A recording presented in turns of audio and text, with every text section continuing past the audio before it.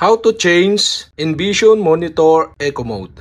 And okay guys, here in your Envision Monitor, on the back, okay, you can see here the joystick. And you can press the joystick to the right, and you can see here the luminance. And you can press again to the right the joystick and go to Eco Mode by pressing down the joystick. And the Eco Mode is set into standard. To change this, okay, you'll have to do is right click on the joystick again, and you can see the option. You can set the Eco Mode into standard and turn it. You can down the joystick to adjust, and you can set into game, movie, or you can set or change into ebook. So I decide to change the Envision Monitor Eco Mode into internet and push the right again the joystick to select. And that's it. Okay, we have successfully changed Envision Monitor Eco Mode. And okay guys, if you have a question, kindly comment below. And don't forget to hit the subscribe button and the bell to notify you if I have new video. Okay, thanks for watching.